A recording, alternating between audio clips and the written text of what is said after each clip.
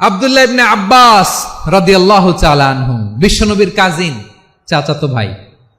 আবার মাইমুনা রাদিয়াল্লাহু তাআলা আনহু, মাইমুনা নবীর স্ত্রী, তিনি ছিলেন আব্দুল্লাহর আপন খালা। তো নবীর বউ যদি ওনার খালা হয়, নবী তার কি বুঝে নাই, নবী তার কি খালু। তাহলে সম্পর্ক অনেক গভীর, কাজিন আবার খালু, ছোট্ট মানুষ, তাই রাতে মাঝে মাঝে ঘরে থাকতো। বিশ্বনবী দেখলেন আব্দুল্লাহ যেহেতু আমার ঘরে ঢুকতে পারে, আব্দুল্লাহরে এই উম্মতের বড় শিক্ষাবিদ বানাইতে হবে। কথা বোঝে নাই? আব্দুল্লাহকে কি বানাইতে হবে? শিক্ষাবিদ, এডুকেটর অফ দিস উম্মাহ, এই উম্মার শিক্ষাবিদ বানাইতে হবে। তাই আব্দুল্লাহ ইবনে আব্বাসকে বিশ্বনবী হাতে কলমে শিক্ষা দিয়েছেন। আব্দুল্লাহ ইবনে আব্বাস রাদিয়াল্লাহু তাআলা আনহু, উনাকে বিশ্বনবী হাতে কলমে শিক্ষা দিয়েছেন, যেহেতু উম্মতের শিক্ষাবিদ হবেন, এডুকেটর হবেন। তো বিশ্বনবী রাতে যখন তাহাজ্জুদ পড়তেন, ছোট্ট আব্দুল্লাহ ঘরে থাকতো। বুঝতে পেরেছেন? ছোট্ট মানুষ তো ঘরে থাকতো। তো বিশ্বনবী তাহাজ্জুদের জন্য একবার দাঁড়িয়েছেন, ছোট্ট আব্দুল্লাহ ওযু করে দাঁড়াইছে। আচ্ছা বলেন তো, ইমাম আর মুসল্লি মোট যদি দুইজন হয়, একজন ইমাম একজন মুসল্লি, তো মুসল্লি ইমামের কোন দিকে দাঁড়াবে? ডানে দাঁড়াবে। ছোট্ট আব্দুল্লাহ বোঝে নাই, বিশ্বনবী তাহাজ্জুদ শুরু করেছেন, উনি ইক্তেদা করছেন আর দাঁড়াইছেন বায়ে। কোথায় দাঁড়িয়েছেন? আব্দুল্লাহ বলেন, যখন আমি বায়ে দাঁড়ালাম, আখাযা রাসূলুল্লাহ সাল্লাল্লাহু আলাইহি ওয়াসাল্লাম উযুনি আল ইউমনা ইয়াফতিলুহা, বিশ্বনবী নামাজরত অবস্থায় আমার কান ধরে টেনে আমার ডান দিকে এনে দাঁড় করায় দিলেন। পড়েন সুবহানাল্লাহ। দেখেন, হাতে কলমে শিক্ষা। আর জীবনে ভুলাবে? কথা কয় না, আর ভুলাবে? আর ভুল হবে না।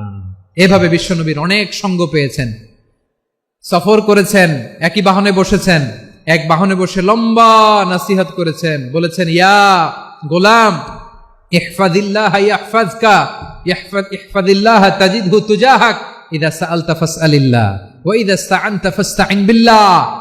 আল্লাহর বিধান মানো, আল্লাহর বিধান রক্ষা করো, আল্লাহ তোমায় রক্ষা করবে।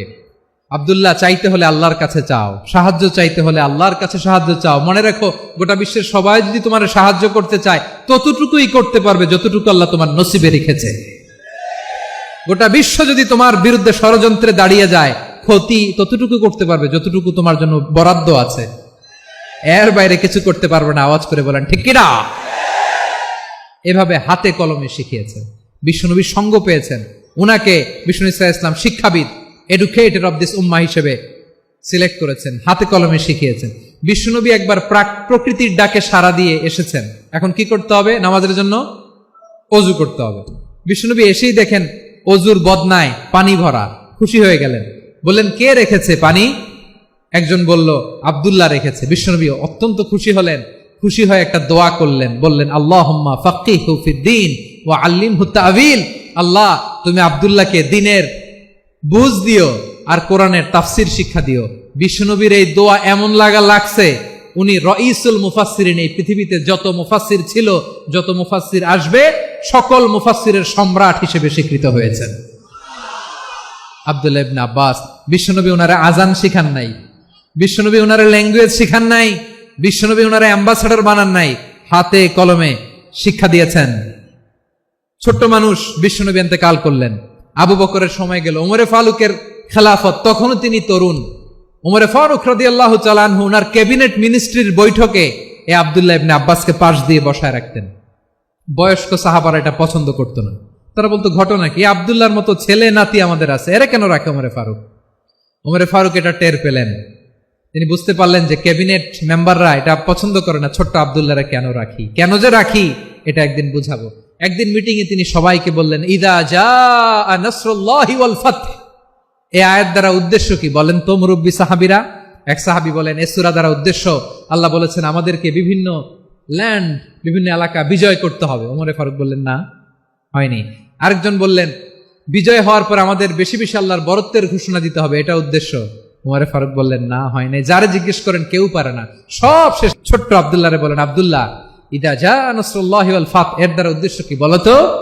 ছোট্ট আব্দুল্লাহ বলেন, হুয়া আজালু রাসূলিল্লাহ। এই আয়াত দ্বারা বিশ্বনবীর বিদায়কে উদ্দেশ্য নেওয়া হয়েছে। ওমরে ফারুক বললেন, হাযা হুয়া, এটাই তো সঠিক উত্তর, এটাই সঠিক তাফসীর এই আয়াতের।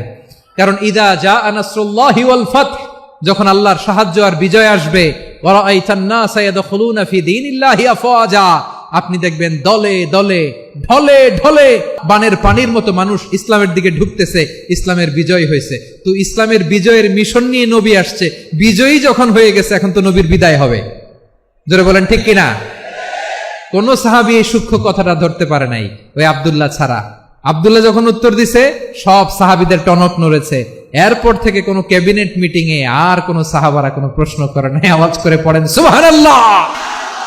বিশ্বনবী আব্দুল্লাহ ইবনে আব্বাসকে দ্য এডুকেটর অফ দ্য উম্মাহ, উম্মার শিক্ষাবিদ হিসেবে গ্রহণ করেছেন। আওয়াজ করে পড়তে হবে আল্লাহু আকবার। সাহাবীদের নামগুলো মনে থাকবে?